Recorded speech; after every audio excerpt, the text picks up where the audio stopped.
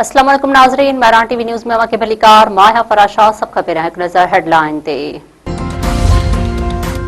चीनी सदर Xi Jinping चयो आहे त चीन ऐं अमेरिका खे हिक ॿिए जो हरीफ़ न पर शराकतदार बणजणु घुर्जे। असांजा मुस्तहकम बतरफ़ा लाॻापा सॼी दुनिया लाइ फ़ाइदेमंद आहिनि। अमरीकी सदर डोनाल्ड ट्रंप सां ॻाल्हाईंदे चीनी सदर वधीक चयो आहे त बैन अल-अक़वामी सूरतहाल मुसलसिल हंगामनि जे भर चढ़ियल आहे। छा असां गॾिजी आलमी चैलेंजिस जो मुक़ाबिलो ऐं दुनिया खे इस्तेहकाम ॾेई सघूं था?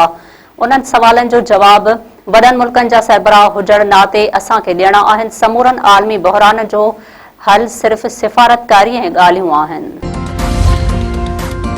अमरीकी सदर डोनाल्ड ट्रंप चयो आहे त अमेरिका ऐं चीन वॾियूं ताक़तूं आहिनि। ॿिन्ही मुल्कनि विच में गॾियल मफ़ाद इख़्तिलाफ़नि खां वधीक अहम आहिनि। असांजा मुस्तहकम लाॻापा सॼी दुनिया जे मफ़ाद में आहिनि। अमरीकी सदर वधीक चयो आहे त सदर शी जिनपिंग सां लाॻापा हमेशह इंतहाई शानदार रहिया आहिनि। तारीख़ी सरबराही मुलाक़ात जो सभ खां वॾो फोकस गॾियल वापार ते हूंदो।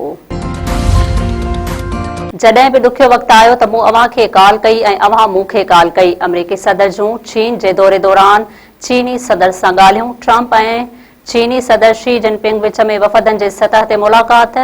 चीनी सदर शी जिनपिंग मुलाक़ात दौरान चयो आहे त अमरीकी वफ़द जो चीन में भली कार करियूं था। Great hall of the people पहुचण ते सदर ट्रंप जो शानदार इस्तक़बाल।